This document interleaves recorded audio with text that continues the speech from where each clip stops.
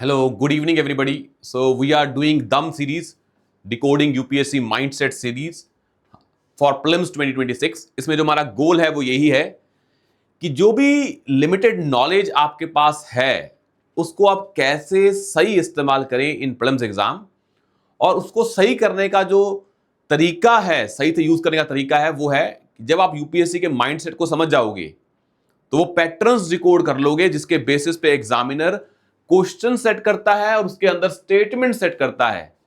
Then the things become little easy for you. और उसी को डिकोड करने के लिए हमने ये सीरीज स्टार्ट की थी। हमने इसमें 2024 का पेपर 3, 22, 21, 20 और अब हम आज स्टार्ट कर रहे हैं 2019 का पेपर। सेट ए हम डिस्कस करते होते हैं। तो जो ये माइंडसेट डिकोड का काम है, जब हम हर पिछले 10-12 साल के पेपर को, हर एक क्वेश्चन को एनालाइज करेंगे, उसकी स्टेटमेंट को कि भाई वो कैसे स्टेटमेंट्स को गलत करता है, क्या उसकी अपनी लिमिटेशंस हैं एग्जामिनर की, तो आपको पेपर सिर्फ नॉलेज के बेस पे नहीं, एज अ एस्पिरेंट नहीं देना है। जो एग्जामिनर उन क्वेश्चंस को सेट कर रहा है, जब आप वो भी समझ जाएंगे कि भाई उसकी क्या लिमिटेशंस हैं, वो किन बेसिस पे सेट करता है, उसकी क्या एक्सपेक्टेशंस हैं आपसे, then you will have to things. As an aspirant आपका नॉलेज बेस जो कि लिमिटेड ही होगा, जिसके बेसिस पे आप 20 या 25 क्वेश्चंस कर पाएंगे पेपर में, उससे ज्यादा पॉसिबल नहीं है, तभी तो कट ऑफ कम जाती है इसकी। और दूसरा आपके पास होगा एक आर्सेनल, वो है यूपीएससी के एग्जामिनर का माइंडसेट, कि वो किस तरीके से क्वेश्चन सेट करता है, उसकी अपनी लिमिटेशंस क्या हैं। अगर आपको भी क्वेश्चन बनाना हो तो उस क्वेश्चन को गलत कैसे बनाया जाए, उस स्टेटमेंट में, उस क्वेश्चन में स्टेटमेंट को गलत कैसे बनाया जाए, उसके कुछ ही लिमिटेड तरीके हैं, ताकि ना तो बच्चे को ऐसा लगे स्टेटमेंट बिल्कुल ही गलत है, फिर तो क्वेश्चन आसान हो जाएगा, ना तो ये लगे कि स्टेटमेंट क्या है, बिल्कुल ही सही है। उसे कुछ ऐसा करना होता है कि स्टेटमेंट लगे सही पर हो वो गलत। तो जब झूठ बोलता है तो सच के आसपास का झूठ बोलता है। तो अगर आपने वो पकड़ लिया, उसके तरीके क्या हैं, then the things become very easy for you. और यही हम इस सीरीज में डिकोड कर रहे हैं। हमने बहुत सारे पैटर्न्स देखे, हमें उसे रटाफिकेशन नहीं करनी है। अब एग्जाम आने वाला है तो आपके पास चीट कोड्स आएंगे, एलिमिनेशन ट्रिक्स आएंगी, वो तो ऐसी है किसी ने बताया और आपने मान लिया, पर पेपर में जब अप्लाई करेंगे आपको कोई कॉन्फिडेंस नहीं होगा उस पर। जब आप हर पेपर को एनालाइज करेंगे, हर क्वेश्चन को एनालाइज करेंगे, हर स्टेटमेंट को एनालाइज करेंगे, तब आपके अंदर वो चीज इंटरनलाइज हो जाएगी। And that's why we are taking this series, जिसमें हमारे 30 से 35 लेक्चर हैं। 30 to 35 आवर्स, 40 आवर्स में हमने पिछले 10-12 साल के पेपर्स को डिस्कस किया है, ताकि आप इन प्रोसेस को इंटरनलाइज कर लें, फिर आप किसी चीज को रट्टाफिकेशन ना करें। जब आपका कोई चीज माइंडसेट बन जाता है तो मतलब आपने उस चीज को एनालाइज कर लिया है, आपने अपने अंदर इंटरनलाइज कर लिया है। Then the things become little easy and उससे कॉन्फिडेंस और बढ़ता है। पेपर में जाएंगे और मार्क करेंगे विद कॉन्फिडेंस, ना कि रट्टाफिकेशन से। That's why elimination tricks, hacks, cheat codes, ये सब चीजें क्या है, are not useful at all. सबसे इंपॉर्टेंट क्या है, माइंडसेट को डिकोड करना। तभी सीरीज का नाम भी क्या है, डिकोडिंग यूपीएससी माइंडसेट। और वो माइंडसेट यूपीएससी का अपना है। अगर आप यही माइंडसेट यूपीएससी का किसी की कोचिंग की, इंस्टीट्यूट की टेस्ट में लगाएंगे, वहां ये एप्लीकेबल नहीं है।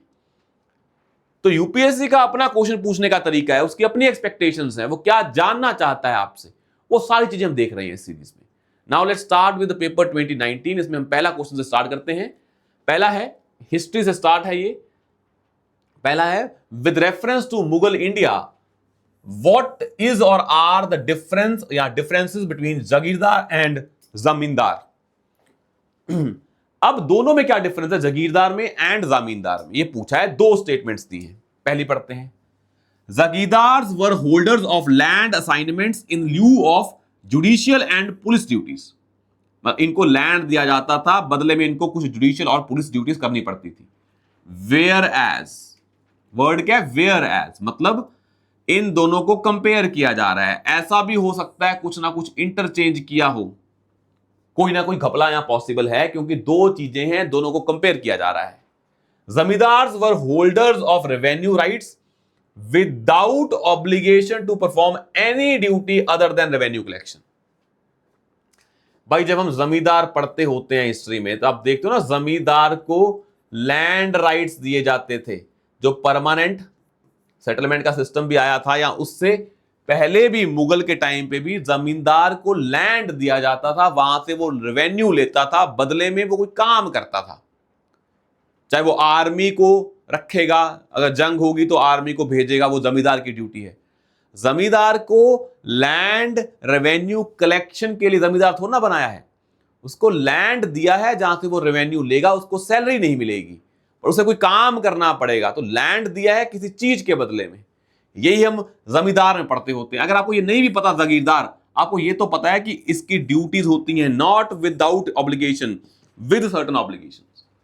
तो जमींदार बहुत सारे काम किया करते थे, जो जुडिशियल काम भी करते थे, वो पुलिस वाले काम भी करते थे।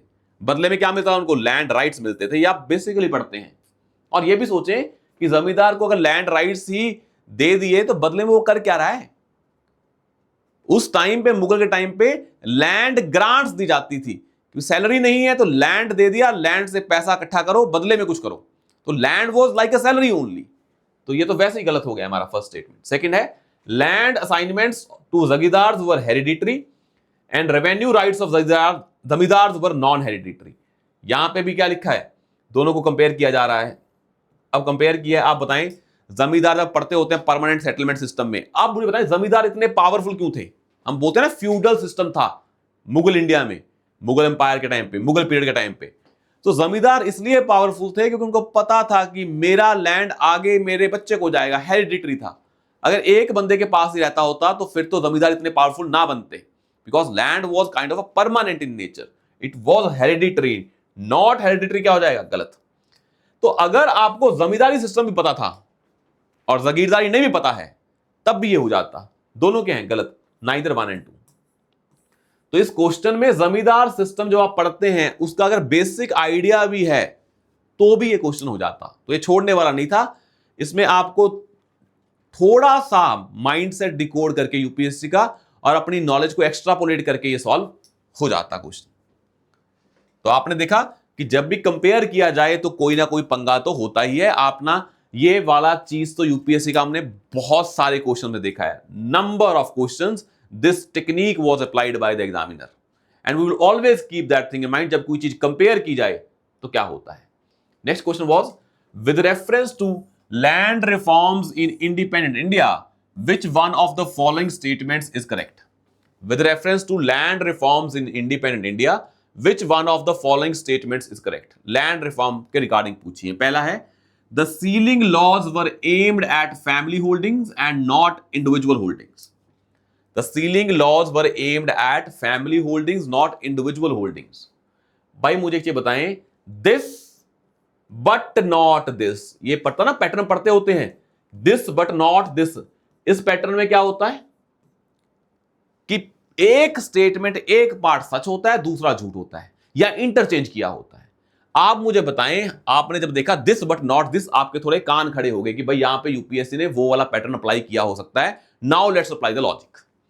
तो अगर आप अवेयर भी हो जाते हैं तो इस पे लॉजिक अप्लाई करेंगे तो क्या देखेंगे, अगर फैमिली होल्डिंग्स पे थे सीलिंग लॉज, इंडिविजुअल पे नहीं थे, तो भाई इंडिविजुअल तो फैमिली से अलग हो जाएंगे ना। लोगों ने अपनी फैमिली तोड़ दी और इंडिविजुअल बना लिए, तो फिर तो ये जो हमारा सीलिंग लॉ है इंप्लीमेंट ही नहीं हो पाएगा। अगर आपने फैमिली थी आपकी, आप फैमिली से अलग हो गए, इंडिविजुअल पे अप्लाई नहीं है, फैमिली पे अप्लाइड है, तो लॉजिक नहीं बनाते ना ये। This does not make any sense. A वाला, the major aim of land reforms was providing agricultural land to all landless. भाई लैंड रिफॉर्म्स का गोल, पहला गोल क्या था हमारा लैंड रिफॉर्म्स का? जैसे आज एक है डिजिटाइजेशन ऑफ लैंड रिकॉर्ड्स, सबसे पहले क्या था, जो लैंडलेस हैं उनको लैंड देना वाज आवर प्राइमरी गोल। तो ये तो बड़ा सिंपल सा ना कि लैंड रिफॉर्म का मेन ऑब्जेक्टिव क्या था, to give land to landless labourers. यहां पे वर्ड ऑल लिखा है तो ऑफ कोर्स सभी को देंगे ना, ये तो बोलेंगे कुछ लैंडलेस को लैंड देंगे।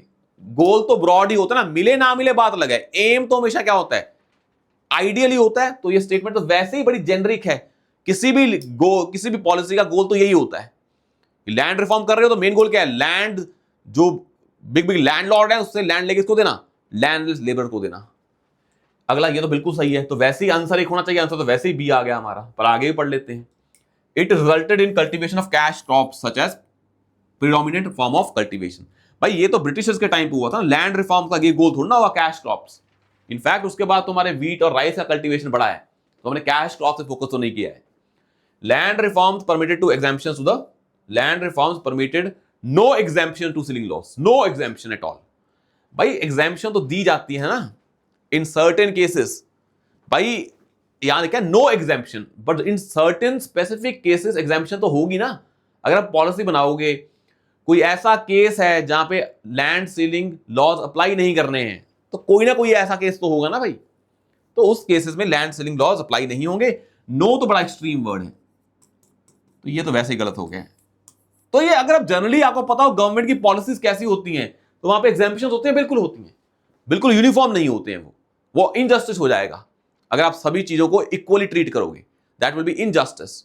You have to take into account certain specific conditions जिसके बेसिस पे आप लैंड सीलिंग लॉज इंप्लीमेंट करोगे। तो आंसर इसका क्या है? बी है। अगर आपने रट्टाफिकेशन लगाया हुआ है वही एलिमिनेशन ट्रिक्स का कि ये एक्सट्रीम स्टेटमेंट है तो ये गलत हो जाएगा, भाई ये एक्सट्रीम स्टेटमेंट है, पर ये है क्या? Aim of the policy. कोई पॉलिसी का एम ये थोड़ा होता है हम पूरा नहीं करेंगे, आधा करेंगे। हमारा गोल तो ये होता है ना कि इंडिया में हम पॉवर्टी खत्म करेंगे, ये तो ना पॉवर्टी खत्म करेंगे पर पूरी नहीं करेंगे। तो एम तो बड़े एक्सट्रीम ही होते हैं। तो इस सेंस में एलिमिनेशन ट्रिक्स ना अप्लाई करें, ट्राई करें जो अप्लाई करना है आपको वो लॉजिक के बेसिस पे चले। आपने रट्टा नहीं लगाया है, पर आपने एक चीज समझ ली है कि हां भाई जब भी आएगा मैं लॉजिक के बेस पे करूंगा। अगला है the global competitiveness report is published by, ये रिपोर्ट का नाम है, इसको कौन पब्लिश करता है? पहले क्वेश्चन ये आते थे 19 का पेपर है ना, अब देखिए यहां पे वन लाइनर क्वेश्चन ज्यादा आ रहे हैं। 20, 21, 22 में क्वेश्चन दी स्टेटमेंट्स ही बहुत ज्यादा हो गई हैं, और यहां पे वो भी नहीं है ओनली 1 ओनली 2, ये बाद में आया है 20, 21 के बाद।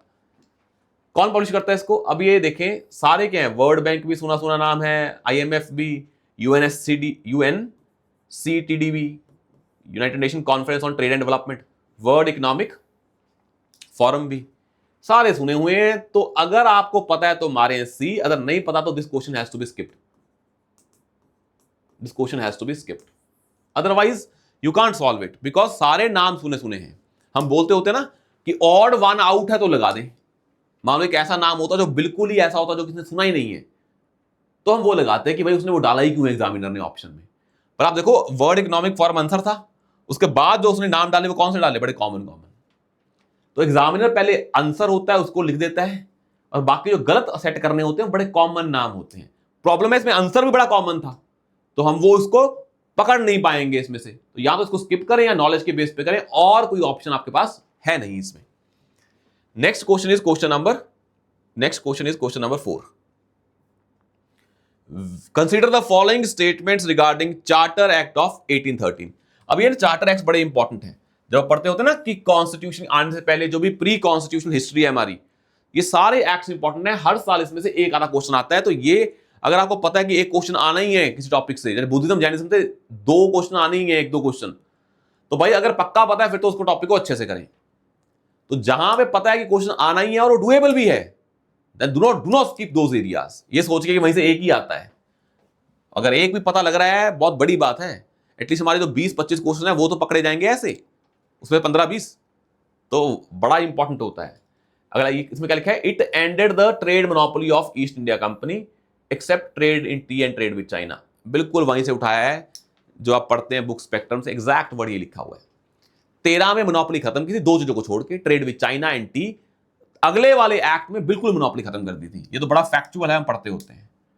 It asserted the sovereignty of British crown over Indian territories held by company.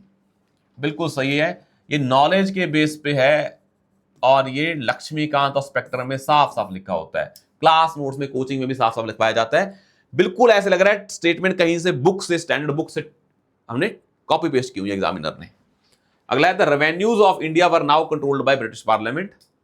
ये 13 के एक्ट में नहीं हुआ था, किसी और एक्ट का यहां पे प्रोविजन डाल दिया है। किस एक्ट में हुआ था? You can mention in the comment section, but it is not under the 1813। ये नहीं था। तो आंसर क्या है इसका? 1 and 2 A is answer, but this question is totally a knowledge based. इसमें आप कुछ नहीं कर सकते हैं, क्योंकि कौन से एक्ट का कहां पे डाल देंगे आप इसको कर ही नहीं सकते विदाउट नॉलेज। नहीं किया था तो इसको स्किप कर देते, पर करना बड़ा लाजमी था। अगर ये क्वेश्चंस भी छोड़ रहे हैं then your basic fundamental static part is not that strong, और उसके बिना फिर प्रीलिम्स क्या हो जाएगा? थोड़ा डाइस सी हो जाता है क्लियर होना। आपको पहले बताया था हमने कि कुछ क्वेश्चंस क्या है बड़े ही इंपॉर्टेंट है। अगला देखिए क्वेश्चंस क्या है। अगला question is question number 5, with respect to Swadeshi movement consider the following statements. Swadeshi movement को लेके है, कंसीडर द फॉलोइंग स्टेटमेंट। पहली है, it contributed to the revival of the indigenous artisan crafts and industries. Indigenous artisan and crafts and industries, of course अगर स्वदेशी की बात हो रही है तो इंडिया के आर्टिजन की प्रमोशन हो रही होगी, बिल्कुल नाम से है swadeshi. The National Council of Education was established as a part of swadeshi movement. जब स्वदेशी मूवमेंट आई थी तो हमने इंडिया के खुद के प्रोडक्ट्स को बेचना स्टार्ट किया और खुद की एजुकेशन पे फोकस किया और क्या बनाया, नेशनल काउंसिल फॉर एजुकेशन। दोनों के हैं बिल्कुल सही, दोनों स्पेक्ट्रम में लिखे हुए हैं और बड़े लॉजिकल भी हैं कि स्वदेशी मूवमेंट का गोल क्या था। अगर ये पता होता तो पहुंच जाते। अगर उस टाइम पे ना बनाई होती काउंसिल ऑफ एजुकेशन तो कब बनाई होती? तो ये तभी बनाई थी जब हमने स्वदेशी एजुकेशन की, फॉरेन एजुकेशन इंस्टीट्यूशंस पे डिपेंडेंस को कम किया। तो स्वदेशी एजुकेशन के लिए हमने क्या बनाए, नेशनल काउंसिल ऑफ एजुकेशन। अगला देखिए 6 क्वेश्चन कि ये ऑर्गेनाइजेशन है और ये लीडर है। अब ये क्वेश्चन ना आप कर सकते थे प्रोवाइडेड आपने मॉडर्न हिस्ट्री को थोड़ा सा अच्छे से पढ़ा होता। जब हम मॉडर्न हिस्ट्री पढ़ते हैं तो आप लेफ्ट वाली पार्ट ऑर्गेनाइजेशन बहुत पढ़ते हैं, चाहे वो लेबर यूनियन हो, चाहे वो ट्रेड यूनियन हो, चाहे वो ऑल इंडिया किसान सभा हो। तो ये सारी चीजें आप पढ़ते हैं। आप बताएं इसका आंसर क्या होगा। जिसने भी ये पेपर पहले दिया था या जिसने सॉल्व किया है या जिसने नहीं किया, उसके हिसाब से भी आंसर क्या होगा इसका। और ये ना बहुत बार पूछा जाता है, बहुत बार पूछा जाता है, ये ऐसे टॉपिक्स पहले भी पूछे गए हैं। तो इसका आंसर बताएं क्या है।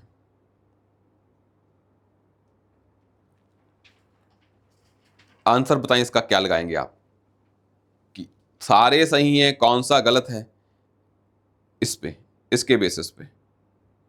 तो भाई हमें पता है ना, सेल्फ रिस्पेक्ट मूवमेंट तो हम पढ़ते ही होते हैं।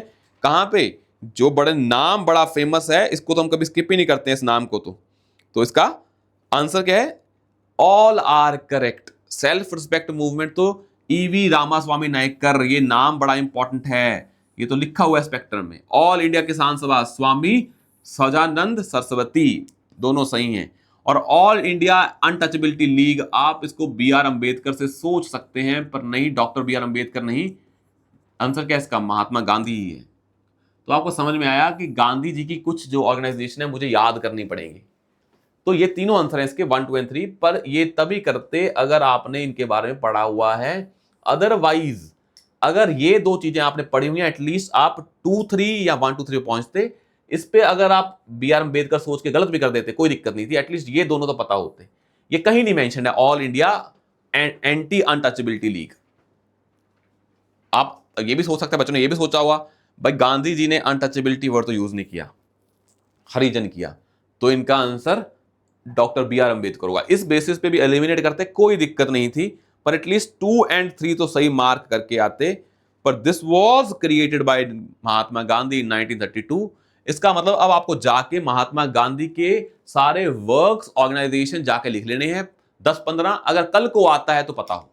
और इसके बारे में थोड़ा पढ़ लेना, कब बनी थी, कब बनी थी, कौन से सेशन में बनी थी, कोई इसके बारे में 2-3 फैक्ट्स हैं तो वो इकट्ठे याद कर लेना। आंसर इसका क्या है, डी। और यहां से लर्निंग है कि हिस्ट्री का जो भी सामान पहले पूछा हुआ है, हिस्ट्री का जो भी सामान पहले पूछा हुआ है, क्वेश्चन पूछे हुए हैं, उनको आप और अच्छे से करने की कोशिश करें। जो टर्म पीवाईक्यू में आई हुई है हिस्ट्री की, अगर वो दोबारा आ जाए तो वो आपको आनी चाहिए। हिस्ट्री में चीजें बाहर से आती हैं बहुत, पर अगर पीवाईक्यू से आ गई तो भाई फिर वो स्किप नहीं होनी चाहिए। नेक्स्ट देखें, विच one of the following is not a Harappan site. अपना मैंने आपको बताया था कि कई बार यूपीएससी करता है कि 7th क्वेश्चन है, 8th क्वेश्चन और 7th क्वेश्चन में दोनों क्या होते हैं, कोई ना कोई ऑप्शन रिपीट हो रहा होता है और वही हमारा आंसर होता है। हमने 7 देखा, भाई आपको ये तो पता है ना कि चन्नूदारो इज अ हड़प्पन साइट, पढ़ते हैं। कोट दीजी पढ़ते हैं आप, ये नहीं पढ़ते हैं सौगुड़ा एंड देसलपुर। चन्नोदारो और कोट दीजी दोनों पढ़ते हैं आप। ये हम बहुत सारी हैं, राखी गढ़ी जो बड़ी फेमस सी हैं, ये सारी पढ़ते हैं आप। आंसर सी और डी में से है। अब जब आपने सी और डी मारा, इनमें से या चूज करने से पहले आप अगला क्वेश्चन अगर देख लेते 8, in which of the following relief sculpture inscriptions is Ranyo Ashok, King Ashok mentioned along with the stone portrait of Ashok. Ashok का पोर्ट्रेट भी और नाम का लिखा हुआ है रान्यू अशोक। कंगनहाली, सांची, शहबाजगरी एंड सौगुड़ा। और पिछले वाले में क्या ऑप्शन है? सौगुड़ा एंड देसलपुर। तो आपको यह पता लग गया सौगुड़ा तो अशोक से एसोसिएटेड है, तो हड़प्पन साइट तो वो कहां से ही होगी। तो दोनों में से आंसर क्या लगाओगे यहां पे? कौन सी नहीं है? Sohgaura, because Sohgaura is associated with Ashoka, तो वो हड़प्पन साइट नहीं होगी। तो उसने वो वाली टर्म जो अशोक की है वो कहां डाल दी? यहां पे डाल दी। तो मतलब चन्नोदारो, कोटदीजी एंड देसलपुर ये तीनों क्या हैं? हड़प्पन साइट्स हैं, पर जो जो हमारी सौगुड़ा है ये नहीं है। तो उसके बेसिस पे जब हम आगे पहुंचे तो हमारा 7वां तो हो गया। अब 8वां हमें पता नहीं है, और पर हमें को ये पता है कि जब भी पेपर में क्वेश्चन आते होते हैं अशोका के इंस्क्रिप्शंस के, तो हमें कुछ ना कुछ इंस्क्रिप्शंस पढ़ी होनी चाहिए। अब ये चारों इंस्क्रिप्शंस इंपॉर्टेंट हैं, पढ़नी पड़ेंगी आपको। अगर दोबारा से आंसर आपको क्वेश्चन आता है इन चारों पे तो वो सही होना चाहिए। इसका आंसर ए है। ये क्वेश्चन नहीं कर पाते विदाउट नॉलेज, आप इसको स्किप कर देते अगर नहीं पढ़ा हुआ है। अगर पढ़ा हुआ है तो लिखते। अब आपको जाके सांची वाली इंस्क्रिप्शन भी देखनी पड़ेगी, सौगुड़ा वाली भी, साहेबाजगढ़ी वाली और कंगनहली वाली। तीनों चारों ये पढ़नी पड़ेंगी कि कौन कौन सी इंस्क्रिप्शन है, इनमें क्या क्या फेमस चीजें हैं जो हम आपके पेपर में पूछी जा सकती हैं। तो आप अगली बार अगर क्वेश्चन आता है इन इंस्क्रिप्शंस पे तो वो गलत नहीं होना चाहिए। अब ये क्वेश्चन दोबारा से है बुद्धा के डेफिकेशन को लेके। Which of the above is are the features of Mahayana Buddhism? Hinayana Mahayana में यही है। महायान में बुद्धा को गॉड माना जाता है, उनकी मूर्ति पूजा होती है। ये आपको पता है basic difference between Hinayana and Mahayana. यहां पे वर्ड क्या है? डेफिकेशन ऑफ बुद्धा, वही image worship of Buddha and rituals, दोनों यही हैं। ट्रेडिंग द पाथ ऑफ बोधि सत्वास। तो पहला और तीसरा सही है। अगर पहला तीसरा सही, आंसर क्या आ गया हमारा? वैसे ही डी। और महायान में बोधिसत्वा होते हैं जो खुद इनलाइटनमेंट को थोड़ा सा सस्पेंड करके लोगों को हेल्प करते हैं उस प्रोसेस में, उन्हें बोल देते हैं Bodhisattva. And Bodhisattvas are associated with Mahayana. तो महायान में बुद्धा की इमेज वर्शिप, रिचुअल्स और deification of Buddha as a god and path of Bodhisattva, ये तीनों फीचर्स क्या हैं? महायान बुद्धिज्म के हैं। या बेसिक पढ़ते हो Hinayana versus Mahayana. In fact paper में तो महायान के सब स्कूल पूछे हुए हैं, हीनयान के सब स्कूल पूछे हुए हैं। हम उस लेवल तक पढ़ते हैं तो हीनयान महायान तो आना ही चाहिए। तो बुद्धिज्म पे ये सबसे आसान क्वेश्चन था। अगर ये नहीं आता है आपको, इट मींस अपने बुद्धिज्म के दो पर जो इंपॉर्टेंट स्कूल्स हैं हीनयान महायान, वो नहीं पढ़े हैं। वो तो छोड़ो, जो सब स्कूल्स हैं स्थारवादीन, स्थानिविकास, ये सारे जो पढ़ते हैं हम, महासंघिकास, ये सारे जो स्कूल्स हैं ये इंपॉर्टेंट है। ये सब schools of Hinayana and Mahayana है। पर ये तो दोनों पता होने चाहिए आपको। इसका आंसर क्या है? डी। अगर ये नहीं आता किसी को, इट मींस आपका स्टैटिक वीक है। तो be ready to accept the reality कि भाई मेरा स्टैटिक वीक है, तो मेरे 20-25 क्वेश्चन भी नहीं हो पाएंगे। अगर वो नहीं हुए तो आप गेम से आधे बाहर हो जाते हैं। क्योंकि जो हम दम सीरीज कर रहे हैं, आपको पहले ही बताया था एक लेक्चर में बड़े डिटेल में कि जो दम सीरीज है ये माइंडसेट डिकोडिंग का काम है। ये बाकी जो 65 और 70 क्वेश्चन होते हैं वहां काम आता है। 70-75 क्वेश्चंस में, जो 70 क्वेश्चंस में काम आता है डम सीरीज। बाकी तो आपको 20-25 क्वेश्चन तो खुद के आने चाहिए नॉलेज के बेसिस पे। वहां पे कोई भी प्रोबेबिलिटी नहीं लगानी है। With reference to the force labour vishti in India during the Gupta period, which one of the following statement is correct? कि फोर्स लेबर और विस्टी को लेकर कोई बताएं कौन सी स्टेटमेंट सही है। अब 4 चीजें बोली हैं, चांसेस हम झूठ पकड़ पाए। तो पहला देखते हैं। It was considered as a source of income for the state, a sort of tax paid by the people. लोग tax in the form of force labour pay कर रहे हैं, विस्टी की फॉर्म में। लॉजिकल। अगर आपके पास पैसा देने के लिए, टैक्स देने के लिए पैसा नहीं है, तो आप फोर्स लेबर करके ये दे दें। It seems logical. ये लॉजिकल लग रहा है कि हाँ भाई, फोर्स लेबर में आपको इनकम नहीं मिल रही होगी। इनकम नहीं मिल रही है तो मतलब क्या है इसका? आपको इनकम नहीं मिल रही है, इनकम नहीं मिल रही है तो इनकम के बदले में क्या कर दोगे आप? Force labour. तो बड़ा लॉजिकल था कि ऐसा होता होगा शायद। It was totally absent in Madhya Pradesh and Kathiawar regions of Gupta empire. भाई कैसे तुम प्रूव करोगे कि जो हमारा गुप्ता एम्पायर था उसके पर्टिकुलर एरियाज में टोटली एब्सेंट था? ये एक्सट्रीम स्टेटमेंट नहीं है। और ये पता करना कितना मुश्किल है। बुक में कभी ऐसा लिखा होता है कि it was totally absent there? कहां कहां होता है वो बताया जाता है, कहां कहां नहीं होता ये बताना बड़ा ही मुश्किल काम है। तो it seems illogical. The force labour was entitled to weekly wages. अगर वीकली वेजेस दे ही दिया आपने और ये वीकली होती हैं, डेली होती हैं, कैसी होती हैं हमें नहीं पता, पहले तो ये फैक्ट है। अगर दूसरा वेजेस दे ही दी तो फोर्स लेबर काहे की हुई तो वो भी मतलब नहीं बनाती हैं। अगर फोर्स लेबर है तो वहां वेजेस देने का मतलब ही क्या है? तो ए और सी कॉन्ट्राडिक्टरी हैं, क्योंकि अगर सी ये इसमें आपको वेज दी जाती है तो फिर वो पहले वाली स्टेटमेंट बोल रही है वो इनकम टैक्स, इनकम की तरह है, सॉर्ट ऑफ अ टैक्स है, दोनों कॉन्ट्राडिक्टरी है। तो हमारा आंसर तो ए और सी में से आ गया है, एक होगा। अगला क्या था? Eldest son of the labourer was sent as a force labourer. अब एल्डेस्ट सन को भेजा जा रहा है या यंगेस्ट को भेजते हैं, किसको भेजते हैं हमें नहीं पता, ये फैक्चुअल है। थर्ड में वीकली लिखा है और यहां एल्डेस्ट लिखा है। अब किसको भेजते हैं? एग्जामिनर आपसे वो जानना चाह रहा होगा या ये जानना चाह रहा होगा कि फोर्स लेबर क्यों लगाई जाती थी। तो चांसेस है वो पूछना चाह रहा है कि फोर्स लेबर का आइडिया क्या था, rather than the nitty gritties of that idea. तो आंसर ए और सी में से डी तो नहीं है, यंगेस्ट सन भी हो सकता है, कोई भी हो सकता है, और इस पे वेजेस नहीं मिलती होंगी। तो फोर्स लेबर में वेजेस मिलती होती तो फोर्स लेबर करवानी क्यों थी? यहां तो करवानी थी तो उसका लॉजिक देते। तो ए में लिखा है लॉजिक ऑफ दैट लेबर और यहां पे लिखी है उसकी निटिग्रिटीज, निटिग्रिटीज। अब कौन सा ऑप्शन एग्जामिनर आपसे एक्सपेक्ट करता है आपको पता हो कि फोर्स लेबर का बेसिक फंडा क्या था, वो कहां पे है? ए में। तो ए और सी में से फोर्स लेबर से कौन सा ज्यादा जा रहा है, सेट बैठ रहा है? Option A. तो इसका आंसर भी क्या है? ए ही है। आप अगर सी मारते, डी मारते, तो आपको यह समझ नहीं आया कि ए और सी आपस में क्या है, उल्टी बातें बोल रहे हैं, या तो ए होगा या सी होगा। तो बी और डी तो वैसे चले गए, और सी में आ रहा है कि फोर्स लेबर थी तो फिर वीकली वेज देनी थी, तो फोर्स लेबर का मतलब क्या हुआ? तो बेस्ट तो ये ना, फोर्स लेबर क्या है? वो लेबर जो आपसे करवाई जाए आपके इच्छा के विरुद्ध, because it is a kind of a tax that you have to pay, जो आप पे नहीं कर पाए। ये ज्यादा लॉजिकल है। ए, 10th इज ए। तो एग्जामिनर पूछना क्या चाहता है? बेसिक आइडियाज या निटिग्रिटीज? Basic ideas. निटिग्रिटीज में तो वो गलत कर देगा, आइडिया पकड़ लिया आपने, आपका आंसर आ गया है। कल्याण मंडप जैसे सुनते हैं, बड़ा इंपॉर्टेंट अंपायर है। नाम क्या लिखा हुआ है यहाँ पे? विजयनगर। जब भी ऑप्शन में विजयनगर आए वही आंसर होता है। तो Kalyana Mandapa are associated with the Vijayanagara empire. बड़ा बेसिक आर्ट एंड कल्चर का क्वेश्चन है, पर आपको वैसे ही पता है कि विजयनगर अंपायर बहुत बार पूछा जाता है। अगर ऑप्शन में राष्ट्रकूटा, चंडेला और चालुक्य हैं और विजयनगर है तो चांस है विजयनगर के ज्यादा है। नॉलेज के बेसिस पे भी Kalyana Mandapa are associated with Vijayanagara empire. अगला देखें, 12th question. In the revenue administration of Delhi Sultanate. अब आपको पता है कि यूपीएससी का माइंडसेट रहता है कि जो भी मिलिट्री टर्म्स हैं या जो कोई भी रेवेन्यू वाली टर्म्स हैं वो पक्का पूछते हैं, चाहे वो मुगल्स की, चाहे वो दिल्ली सल्तनत की, चाहे वो ब्रिटिशर्स की। और जो मुगल्स की, गुप्ताज की रेवेन्यू और मिलिट्री टर्म्स को पढ़ लें, क्योंकि इनके पूछने के चांसेस क्या होते हैं? ज्यादा होते हैं। अब इसको देखिए, इसमें क्या है? 3 स्टेटमेंट हैं और इन तीनों स्टेटमेंट्स में जो पूछा गया है, पूछा है कि in the revenue administration of Delhi Sultanate, पहले में the in charge of revenue collection वो कौन था? उसका नाम लिखा है, उसे आमिल बोलते थे। क्या बोलते थे? आमिल। ये यूपीएससी कह रहा है पहली स्टेटमेंट में।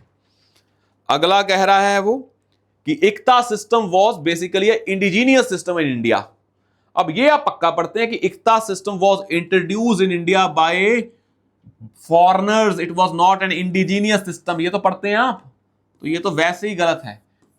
तो कभी भी आए ना कि ये सिस्टम इंडिया का अपना था, पहली बार इंडिया में था, बाहर से नहीं आया, यहां पे यूपीएससी गेम खेलता होता है। तो ये सिस्टम दिल्ली सल्तनत खुद लेके आए थे। ठीक है। अगला क्या है? The office of Mir Bakshi was came during the Khalji dynasty of Delhi Sultanate. अब देखो भाई, दूसरा गलत है, बचा क्या? 1 और 3, इनमें से एक सही है। अब नॉलेज के बेसिस पे है, हाँ इसको आमिल बोलते हैं रेवेन्यू कलेक्शन वाले को।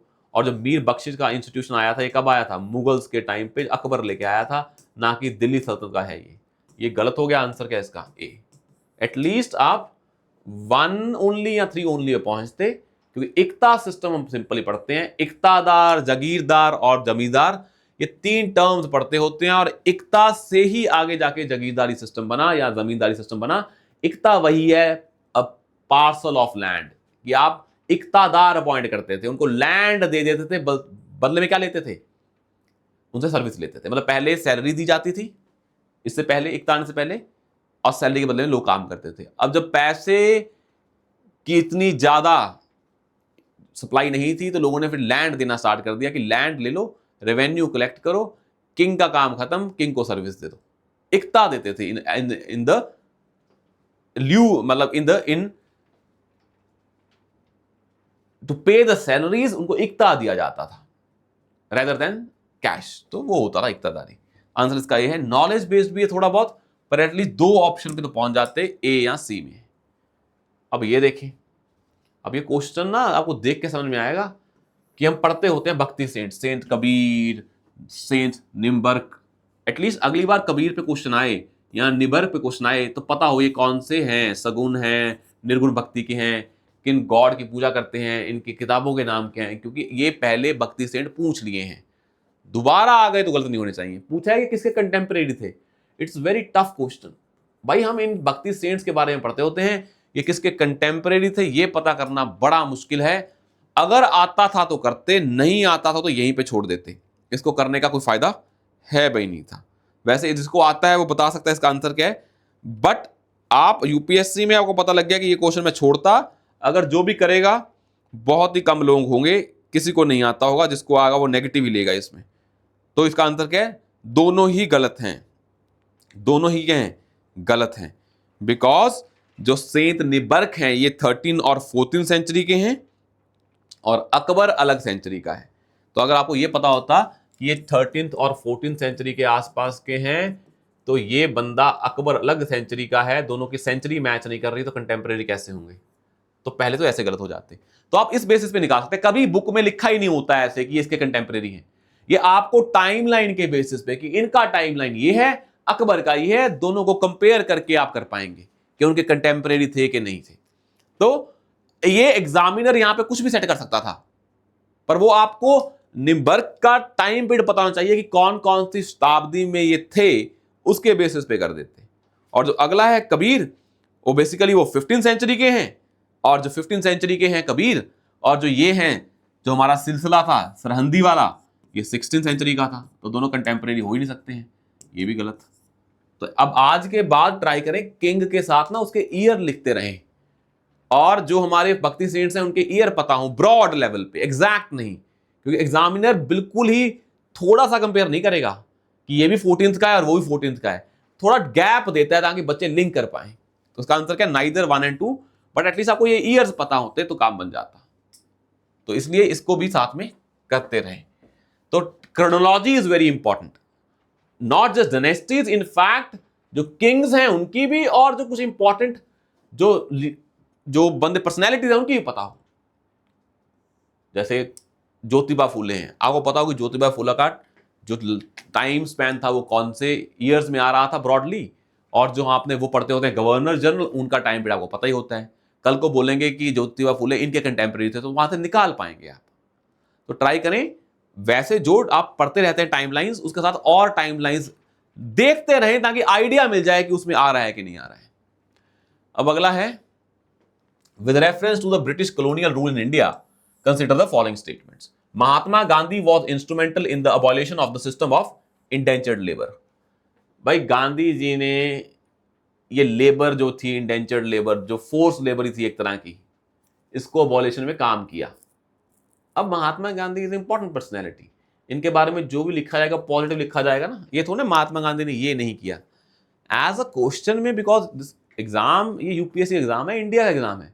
इसमें जो भी फेमस पर्सनैलिटीज हैं, जो भी वल्नरेबल सेक्शंस हैं, उनके बारे में अच्छी बातें की जाती हैं, कभी उनमें नेगेटिव बातें नहीं की जाती हैं। तो महात्मा गांधी ने ये किया, हाँ वो किया ही होगा, बिकॉज कभी ऐसा सेट नहीं करेंगे कि महात्मा गांधी ने ऐसा नहीं किया है, तो डिसरिस्पेक्ट हो जाएगी ना कि महात्मा गांधी ने ऐसा नहीं किया है, ये टोन थोड़ी नेगेटिव है। तो फेमस पर्सनैलिटीज ने ऐसा किया होगा और चांसेस भी क्या है। गांधी ने कहाँ काम नहीं किया? गांधी ने वुमेन के लिए काम किया, लेबर्स के लिए काम किया, कहाँ काम नहीं किया उन्होंने? तो ये सही है। In Lord Chelmsford war conference Mahatma Gandhi did not support the resolution of recruiting Indians for world war. जो पहला वर्ल्ड वॉर हो रहा था, गांधी ने फर्स्ट वर्ल्ड वॉर को सपोर्ट किया था, बिल्कुल किया था। ब्रिटिशर को सपोर्ट किया था, वर्ल्ड वॉर को नहीं, सॉरी, ब्रिटिशर को सपोर्ट किया था। हाँ, तो गांधी जी का आइडिया था कि भाई हमें ब्रिटिशर्स की इस जो अपॉर्चुनिटी है, जो ये हमारे पास अपॉर्चुनिटी, लोग मानते थे कि ब्रिटिशर वॉर में है, अपॉर्चुनिटी यूज करो, इंडिया को आजाद करवाओ। गांधी थे कि हमें ऐसे अपने एनिमी की जो उस टाइम की टफ सिचुएशन, उसको मिस यूज नहीं करना है। तो गांधी जी के प्रिंसिपल्स ये लेवल पे थे तो उन्होंने सपोर्ट किया था। नॉट सपोर्ट क्या हो जाएगा, गलत। गांधी जी के आपको आइडियाज पता है कि गांधी जी ऐसे मिस यूज नहीं करते हैं अपॉर्चुनिटी का, कि जब आपका एनिमी क्या है कहीं और बिजी है, आप उस टाइम उसकी मिस यूज कर रहे हो उसका। तो गांधी जी ने बाकी बोलते थे कर लो ऐसा। Consequent upon the breaking of salt law, Indian National Congress was declared illegal. बिल्कुल, सॉल्ट लॉ आपने वॉयलेट किया, that was an illegal act. Illegal act तो मतलब कांग्रेस को भी इलीगल डिक्लेयर कर दिया था, ये बिल्कुल सही है। सेकंड गलत किया तो वैसे ही आंसर क्या आ गया, 1 एंड 3। तो बस सेकंड गलत करना था। ये इसको आप कर सकते थे on the basis of logic. अगर आप गांधी जी के बारे में, आपको गांधी जी के प्रिंसिपल्स पता है तो आंसर आ जाता 1 एंड 3। सिंपल, कोई नॉलेज बेस नहीं है, सिंपल गांधी जी के बारे में ब्रॉड अंडरस्टैंडिंग है तो भी ये कर देते हैं। तो कई बार क्या होता है, आपको गांधी जी का पर्सनैलिटी पता है, उनका वैल्यू सिस्टम पता है, उसके बेसिस पे आप सोचते कि क्या गांधी जी ऐसे करते, नहीं करते। अगर गांधी जी ऐसा करना स्टार्ट कर देते तो गांधी जी के प्रिंसिपल्स कहां जाते, तो सेकंड तो वैसे ही गलत हो जाता। ना क्वेश्चन इज क्वेश्चन नंबर 15। तो क्वेश्चन कई बार ऐसे हो जाते हैं, आपने एक स्टेटमेंट पकड़ी, जैसे ऊपर वाला क्वेश्चन था ना, आपको पता है जब भी कभी ऐसे ऑप्शन हो ना कि बस एक आप गलत पकड़ लें, देखो 3 लिखे हैं, 3 में से एक भी, अब तीनों में पॉसिबल है एक झूठ तो बोला होगा। अगर आपने झूठ पकड़ लिया, आपका आंसर वहीं से आ गया। सच आपको नहीं पता है, नहीं है, आपको झूठ डिटेक्ट करना है, डिटेक्ट करते ही उसको मारना है डिलीट, आंसर वैसे आ जाएगा। बिकॉज एक ही डिलीट मारते आंसर आ जाता है। जो ऑप्शन सेट किए होते हैं ऐसे, ये बेस्ट ऑप्शन होते हैं। एक पकड़ना होता है इन चीजों में। 1 पकड़ा तो आंसर आया था 2 3, 2 पकड़ा तो आंसर आया था 1 3, 3 पकड़ा तो आंसर आया था 1 एंड 2। काम खत्म। ना पकड़ा जाता तो फिर आया था 1 2 एंड 3। 15। और एक बहुत कम चांसेस है कि 3 स्टेटमेंट है तो वहां पे झूठ बोला ही ना हो, कहीं ना कहीं तो बोला होगा। अगला है, with reference to the Indian national movement consider the following pairs. Sir Tej Bahadur Sapru, KC Niyogi and PC Joshi. अब बोला है कि Tej Bahadur Sapru was president of All India Federation. ये बड़ा इंपॉर्टेंट होता है, स्पेक्ट्रम में लिखा होता है कि ऑल इंडिया लिबरल फेडरेशन के बंदे कौन थे, तेज बहादुर सप्रू थे। KC Niyogi was member of constituent assembly. अब मुझे एक चीज बताएं, कॉन्स्टिट्यूएंट असेंबली में बहुत सारे मेंबर्स थे। अब आप केसी न्योगी के बारे में जब बंदा पढ़ रहा होगा, या तो लिखा होगा वो असेंबली के मेंबर थे, ये तो लिखा होगा असेंबली के मेंबर नहीं थे। फिर तो जो भी बंदा पढ़ेंगे जो मेंबर नहीं था उसका क्या लिखा होगा, ये मेंबर नहीं था। बुक्स में ना लिखा जाता है जो चीज की है बंदे ने, ये नहीं लिखा जाता जो नहीं की है। आप कभी पढ़ेंगे बुक, मान लो ABC पर्सनैलिटी के बारे में पढ़ रहे हैं, तो वो बताते हैं उन्होंने क्या क्या किया, ये नहीं बताते क्या क्या नहीं किया। अगर ये बताने लगे क्या क्या नहीं किया, फिर तो 10 बुक्स भर जाएंगी, क्योंकि इंसान अपनी लाइफ में कुछ ही चीजें करता है, बाकी नहीं करता है। तो या जब एग्जामिनर केसी न्योगी के बारे में पढ़ रहा होगा तो वहां लिखा होगा ये मेंबर है, ये तो नहीं लिखा होगा नहीं है। तो अगर लिखा होगा वो मेंबर है, उसने यहां पे डाल दिया मेंबर ऑफ असेंबली। अगर ना लिखा होता तो क्या जाके बंदा पूरे मेंबर्स को पढ़ता, लिस्ट को, जितनी भी लिस्ट थी 400-500 बंदों की, और फिर देखता केसी न्योगी तो नहीं है, तो मैं आप क्या डाल देता हूं ये मेंबर है। बच्चे इसको गलत कर देंगे क्योंकि मेंबर नहीं है, उसके लिए उसको पूरी लिस्ट को पढ़ना पड़ रहा है। तो क्या एग्जामिनर ऐसे काम करता है? तो एग्जामिनर ऐसे ऑप्शन सेट नहीं करता है कि जाएगा पूरी लिस्ट देखेगा। अगर लिस्ट में हो 10-12 बंदे तो वो देख लेगा। अगर हैं ही 500 बंदे तो 500 बंदों को देखने में वो आधा कंफ्यूज हो जाएगा 50 के बाद कि केसी न्योगी था कि नहीं था। अगले 50 पढ़ेगा तो भूल जाएगा पिछले। तो 500 बंदों को पढ़ना बड़ा मुश्किल काम है। तो ऐसे में जब ये चीज ही बड़ी ब्रॉड है, उसका एक बंदा केसी न्योगी है, तो बंदे ऐसे ढूंढने काम में एग्जामिनर कभी गलत नहीं करता है। वो होता है तो ही लिखता है, अगर नहीं होता है तो वो नहीं लिखता है ऐसा चीजें। अगर ये न्योगी जी मेंबर थे तो लिख दिया उसने, अगर ये ना होते तो एग्जामिनर वो ऑप्शन बनाता ही ना, क्योंकि उसके लिए उसको पूरा सर्च करना पड़ता। तो ये तो अपने आप ही सही हो जाता है स्टेटमेंट। पहला सही है, तो पहला सही है, दूसरा सही है, तो आंसर क्या आ गया है, या 1 2 या 1 2 3। अगला क्या है, PC Joshi, general secretary of Communist Party of India. अब आप बताएं, आपको अभी बताया हमने ऑल इंडिया किसान सभा भी आया है, ट्रेड यूनियन कांग्रेस भी आया हुआ है, वैसे ही जो ये हमारा है कम्युनिस्ट पार्टी ऑफ इंडिया भी आ गया है। तो आप मुझे बताएं कि ये है कि नहीं है। अगर ये आपको नहीं आता तो आपको फिर कम्युनिस्ट हिस्ट्री वाला चीज पढ़ना पड़ेगा। तो आंसर क्या है इसका, answer is 1 2 and 3। Yes, PC Joshi was the general secretary of Communist Party of India. All 3 are correct. तो यहां पे क्या है, आंसर इज डी। आया समझ में? तो ये आपको जाके थोड़ा सा पढ़ना पड़ेगा इस बॉडी के बारे में, इस बॉडी के बारे में, और साथ में ये तो पढ़ने का फायदा ही नहीं है। आपको ये समझ में आ गया कि जो बॉडी बहुत बड़ी होगी, हमने पहले देखा था ना कि टी बोर्ड के ऑफिस कहां कहां पे हैं, तो टी बोर्ड के ऑफिस बहुत जगह पे होंगे दुनिया में। एग्जामिनर को यहां पता होगा यहां यहां पे हैं तो लिख देगा। अगर उसको कोई और बनाने होंगे फिर उसे सारे ऑफिस चेक करने पड़ेंगे। ये एग्जामिनर काम नहीं करता है। उसे होता है मुझे बता दो ये हैं ये नहीं है तो मैं बना दूंगा, मैं खुद बैठ के वो नहीं बनाऊंगा और ढूंढूंगा नहीं लिस्ट में कि ये है या नहीं है, फिर तो उसके लिए बहुत टफ काम हो जाता है। तो उस सेंस में this pattern is very important. इससे आपके पेपर में क्वेश्चंस हो जाते हैं, तो इसको पैटर्न को भूलना नहीं है हमें।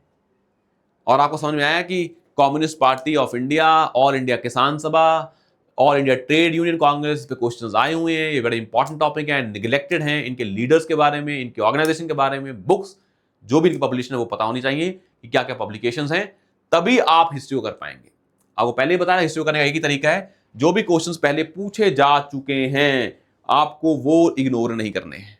Now the question number 16, which one reference to Miyan Tansen. अब देखिए question, which one of the following statement is not correct. Miyan Tansen है जिनके बारे में बताओ कौन सी स्टेटमेंट करेक्ट नहीं है। आपको पता Tansen was associated with the music, Tansen music, ये पता है आपको।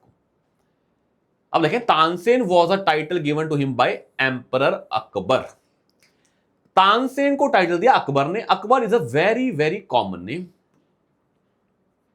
और जब कॉमन नेम डाला हो उसके चांसेस क्या होते हैं। मान लो इसका टाइटल इसको किसी XYZ बंदे ने दिया हो, एग्जामिनर को वो पता है, उसे वो गलत सेट करना है, क्या लिखेगा वो, बड़ा कॉमन सा नाम लिखेगा। तो मुझे लगेगा ये अकबर है या नहीं, डाउटफुल हूं मैं इसको लेके। और बड़ा फैक्चुअल भी है, इस स्टेटमेंट को बदलना बड़ा आसान है। किसी मान लो हुमायूं ने दिया हो, अकबर लिख दिया, किसी और XYZ ने दिया हो, अकबर लिख दिया। तो मैं ए को लेकर तो बड़ा ही क्या हूं, स्केप्टिकल हूं। अगला, Tansen compose dhrupads on Hindu gods and goddesses. भाई मिया तानसेन, तानसेन ने बहुत सारा म्यूजिक लिखा, कोई ना कोई हिंदू गॉड और गॉडेस पे लिखा होगा। मैं अगर आपको बोलूं कि आज कोई सिंगर है, क्या उसने कोई ऐसा गाना नहीं लिखा जो गॉड से एसोसिएटेड नहीं है, बड़ा मुश्किल हो जाएगा आपके लिए ढूंढना। किसी ना किसी सिंगर ने किसी ना किसी गाने में किसी ना किसी गॉड की बात कर दी होगी या उसे रिलेट कर लिया होगा। तो Miyan Tansen was the kind of king of music, और वो टाइम भी कौन सा है, तो वहां तो बातें की होंगी। Tansen compose songs on his patrons, जिन्होंने उनको पैटर्नाइज किया था, तो जिसने पैटर्नाइज किया है तो उन पे 2 टिप्पणियां लिखी जाती हैं। आज भी गानों में जो सॉन्ग लिखता है उसका नाम गाने में आता है, तो बड़ा लॉजिकल है ये। तानसेन इन्वेंटेड मैनी राग कितने, 2 या 4, और Tansen was king of music, तो राग तो इन्वेंट किए होंगे। फैक्चुअल कौन सा है, ए। आंसर भी क्या है इसका, ए। ये बड़े जेनरिक से हैं। अगर पर्सनैलिटी बहुत ही ब्रॉड है, किंग ऑफ म्यूजिक है, तो उसने ये सारे काम किए होंगे। ए में डाउट है, वो फैक्चुअल है। तो आप देखें, बड़े जो जेनरिक से हैं, लॉजिकल से हैं स्टेटमेंट, वो गलत नहीं होते, बड़े फैक्चुअल से गलत होते हैं। तो एग्जामिनर बड़ी स्पेसिफिक चीज को गलत करता है। इनको गलत करना उसके बस में है भी नहीं है कि उसने कोई राग इन्वेंट नहीं किया, जाके ढूंढेगा वो एक आधा राग भी इन्वेंट किया हो।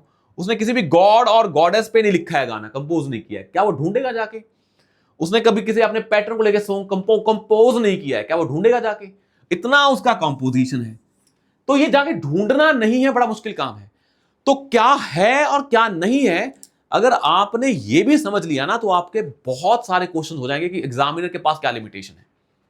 एग्जामिनर को पता होता है जो है उसके बेस पे बनाएगा ऑप्शन, जो नहीं है उसके बेस पे वो नहीं बना पाता, बिकॉज नहीं है ढूंढना बड़ा मुश्किल है, उस पर डिबेट खड़ी हो जाएगी। क्योंकि होता है कि या तो क्वेश्चन बिल्कुल सही बने स्टेटमेंट, या बिल्कुल गलत बने, डिबेटेबल ना हो, तो वो कोई भी स्कोप नहीं छोड़ता है उसका। तो जब नोट लगाएंगे इन स्टेटमेंट के पीछे, तीनों के पीछे, तो उसमें डिबेट खड़ी हो रही है, तो एग्जामिनर वो काम बिल्कुल नहीं करेगा। और एग्जामिनर की अपनी लॉजिस्टिकल लिमिटेशन भी है, LL हमने टेक्निक पहले पढ़ी थी, ये उसके बेसिस पे भी हो जाएगा ये। तो ये पैटर्न आपने बहुत बार अप्लाई किया है, keep that in mind. I told you that pattern couple of times. अगला देखते हैं हम नेक्स्ट अपना, who among the following, next देखते हैं, who among the following Mughal emperors shifted emphasis from illustrated manuscripts to album and individual portrait।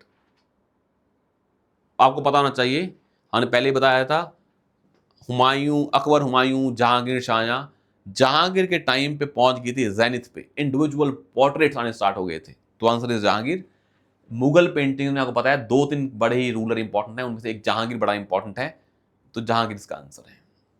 Next है 18th number question, environment start हो गया है, ज्योग्राफी एंड एनवायरमेंट। तो लिखें विच one of the following national parks lies completely in the temperate alpine zone.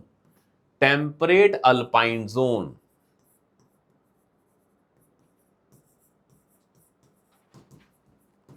कौन सा national park alpine zone में है, टेम्परेट अल्पाइन जोन में है, टोटली। अब आप मुझे बताएं, Namdapha National Park is in Arunachal Pradesh, Neora Valley is in West Bengal, Valley of Flowers in Uttarakhand, Manas is in Assam.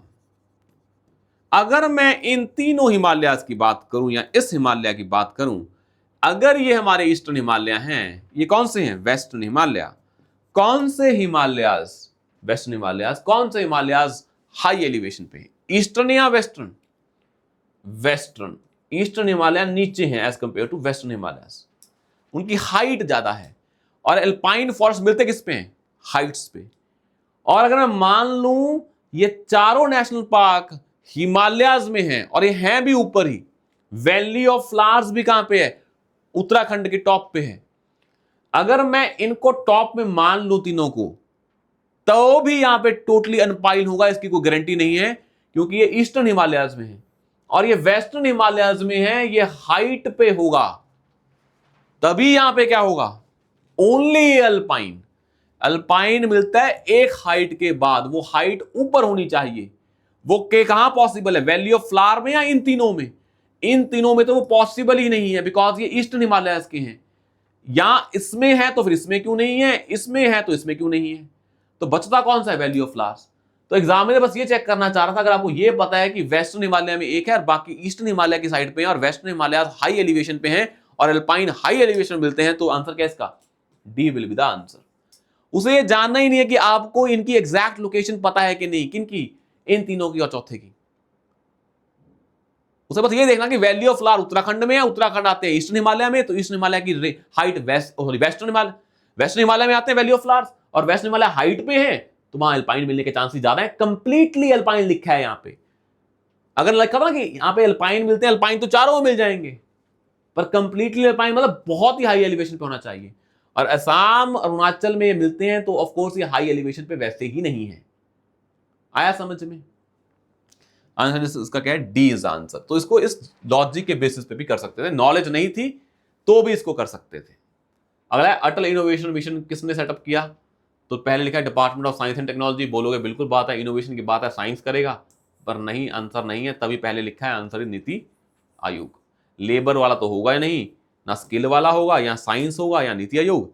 पर आपको समझ में आना चाहिए कि भाई इसने नीति आयोग क्यों ही डाला, ओड वन आउट है ना, बाकी तीनों मिनिस्ट्री हैं, चौथा नीति आयोग है, तो अगर चौथा भी मिनिस्ट्री डाल देता क्या दिक्कत थी। तो नीति आयोग मिनिस्ट्री नहीं है, बाकी तीनों मिनिस्ट्री हैं, तो इसका मतलब क्या है, NITI Aayog is odd one out, तो इसका आंसर भी क्या बनता है, सी बनता है। जब उसने डाला होगा तो उसके दिमाग में कैसे आया मैं नीति आयोग डाल देता हूं, जब उसको पता है कि मिनिस्ट्री आंसर है, मान लो मिनिस्ट्री का आंसर होता, फिर चारों मिनिस्ट्री डालता ना वो कंफ्यूज करने के लिए, यहां भी डाल देता कौन और मिनिस्ट्री, इनोवेशन की बात हो रही है तो डाल देता मेथी, इलेक्ट्रॉनिक्स वाली मिनिस्ट्री डाल देता।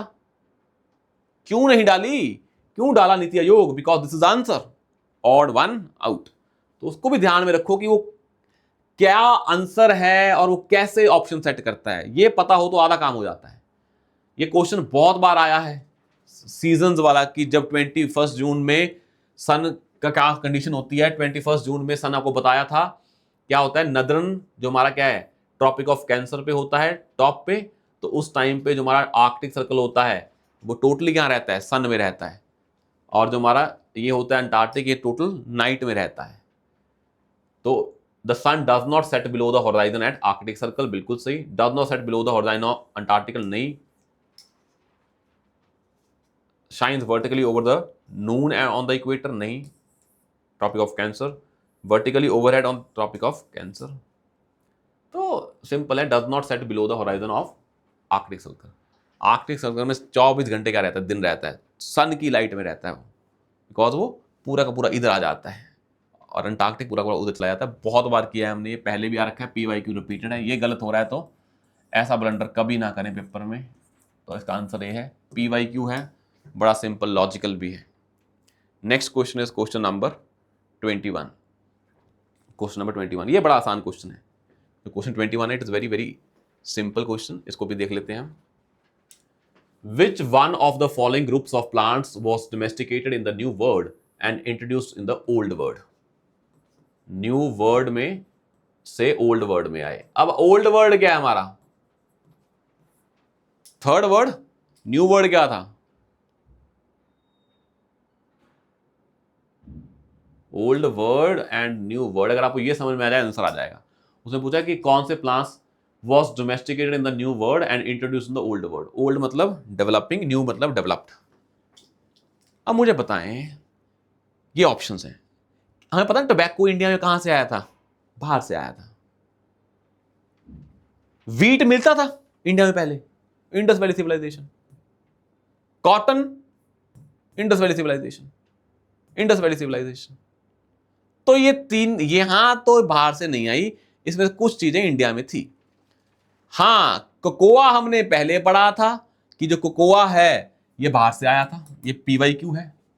टोबैको आपको पता है बाहर से आया था, ये PYQ है, बाहर से आया था।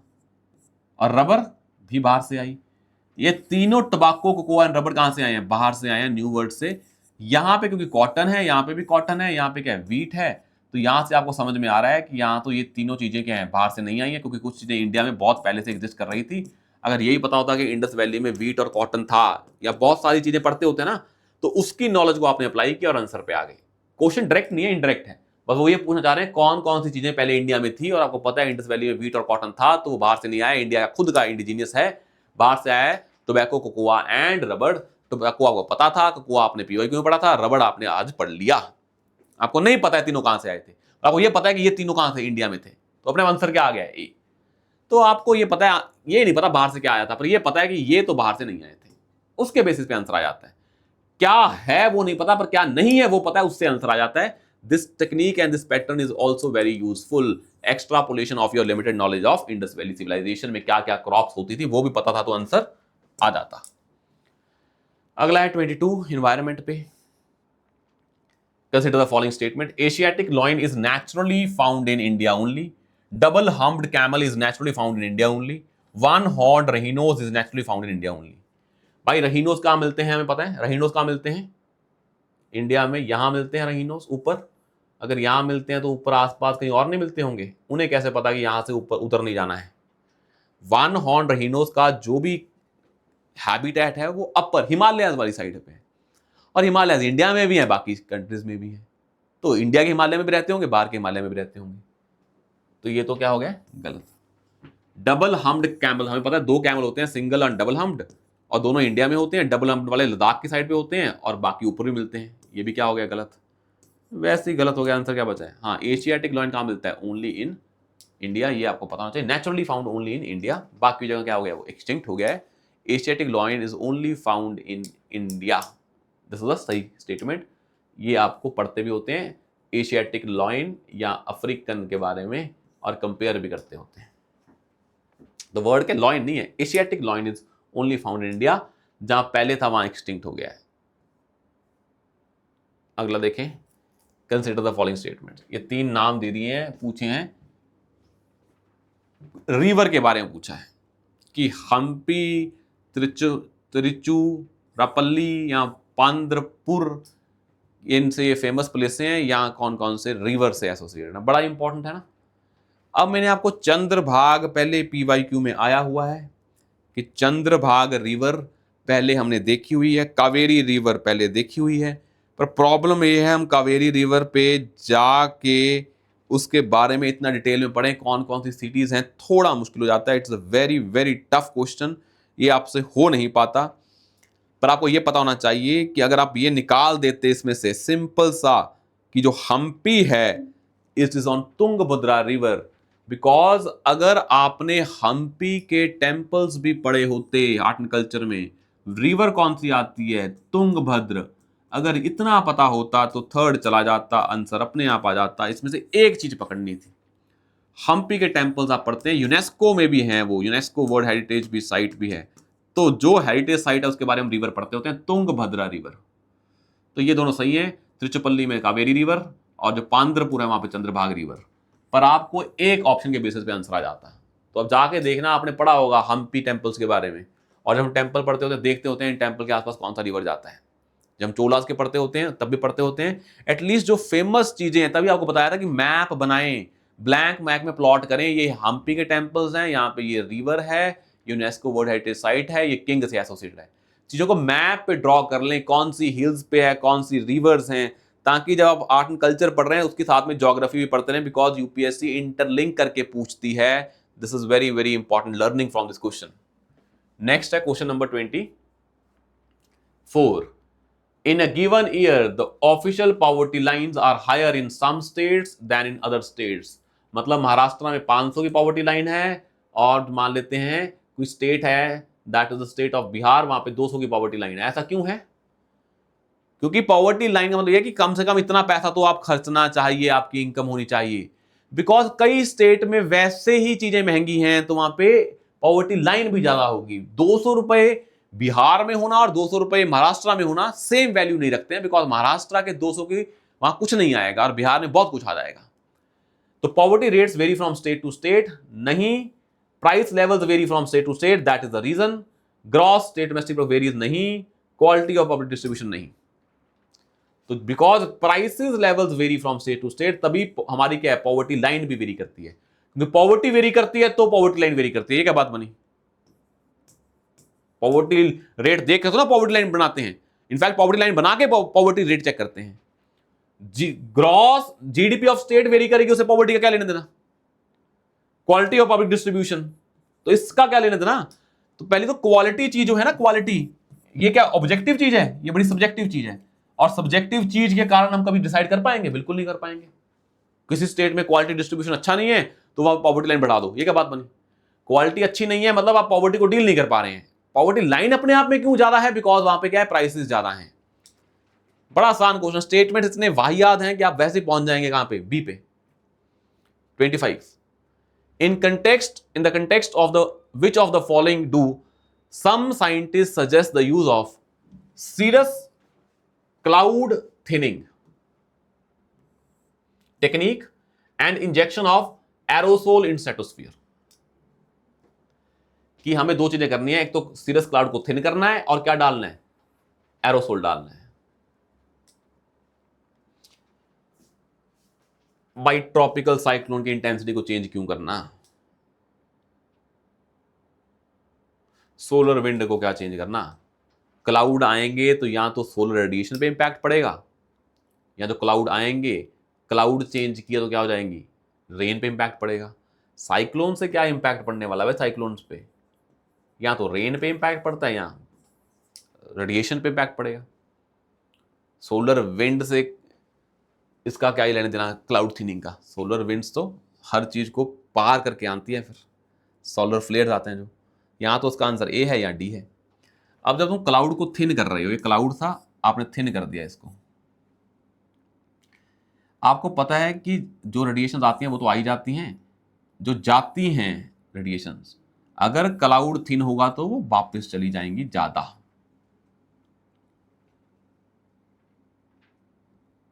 चली जाएंगी। अगर क्लाउड क्या होगा, थिन होगा। अगर ज्यादा बड़ा होगा क्लाउड, क्या होगा, थिक होगा, तो एब्जॉर्ब कर लेंगी।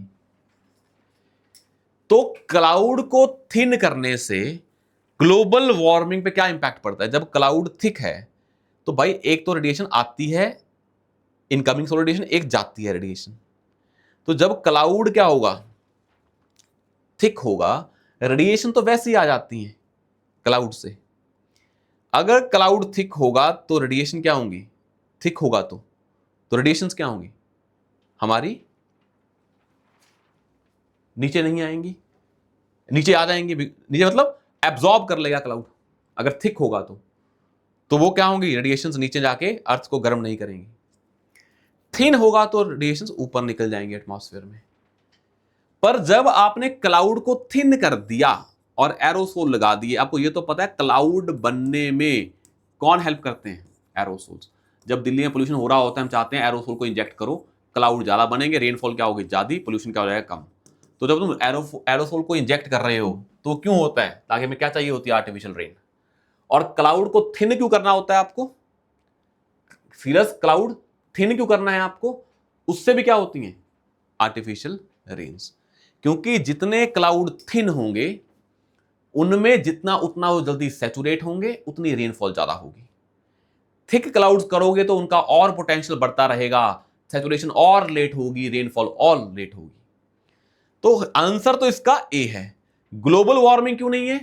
तो एक तो पहली बात है, जब तुम क्लाउड थिन कर रहे हो तो उससे ग्लोबल वार्मिंग क्या है? ऑफ कोर्स क्या है? कम हो जाएगी। क्योंकि कहां जा रहे हो आप? ऊपर जा रहे हो। क्या हो जाएगी? कम हो जाएगी। पर एरोसोल को इंजेक्ट करने से स्ट्रेटोस्फियर में, वहां से कोई गारंटी नहीं है कि क्या होगी? ग्लोबल वार्मिंग कम होगी। तो डी भी ऑप्शन बन सकता है, पर जो ये वाला एरोसोल है उससे क्या बन गया आंसर? ए। उससे आंसर डी नहीं बन रहा है। तो आपको समझ में आया कि तभी दोनों चीजें लिखी हैं, cloud thinning as well as aerosol injection, that is used for artificial rain. अब अगर उसको डी में जाके देखेंगे तो एरोसोल को इंजेक्ट करने से, एरोसोल कौन से हैं आपके? व्हाइट, ब्लैक, हमें नहीं पता। व्हाइट होंगे तो क्या हो जाएगी? ग्लोबल वार्मिंग कम हो जाएगी। ब्लैक होंगे तो एब्जॉर्ब कर लेंगे और ज्यादा होगी। तो जो हम टेक्निक यूज करते हैं, ये कहां यूज करते हैं हम? अपने आर्टिफिशियल रेन को लेके आने के लिए। ये आपको पता होना चाहिए। और क्लाउड थिनिंग से क्या इंपैक्ट पड़ता है, क्लाउड थिक है और थिन से क्या इंपैक्ट पड़ता है, ये भी आपको आइडिया होना चाहिए। Now let's see the question number 26। In the context of which was one of the following the terms pyrolysis and plasma gasification mentioned? भाई पायरोलिसिस में क्या होता है? आप अपने किसी भी चीज को बहुत हाई टेम्परेचर पे बर्न करते हो, तुम्हारे वेस्ट को, वही होता है ना। पायरोलिसिस को कहां यूज करते हो? वेस्ट को, ताकि वो किसमें कन्वर्ट हो जाए? एनर्जी में। इसमें भी सेम होता है प्लाज्मा गैसिफिकेशन में भी। रेयर अर्थ मेटल्स नहीं, नेचुरल गैस एक्सट्रैक्शन नहीं, हाइड्रोजन फ्यूल सेल, ये होता है वेस्ट टू एनर्जी। पायरोलिसिस में सिंपल होता है, वेस्ट को आपने बहुत ज्यादा टेम्परेचर पे हीट किया ताकि आपके पास क्या हो जाए? एनर्जी जनरेट हो जाए। वेस्ट टू एनर्जी टेक्निक है कौन सी? पायरोलिसिस। प्लाज्मा गैसिफिकेशन नहीं भी पता है, पायरोलिसिस से आंसर आ जाता है, D is answer, waste to energy. आया समझ में? तो ये आपको पता होना चाहिए। Now let's see the question number 27। Question number 27। अब आप बताएं, इसमें 1 मिनट ले, हम 30 सेकंड लेते हैं, आप इसको बताएं इसका आंसर क्या है।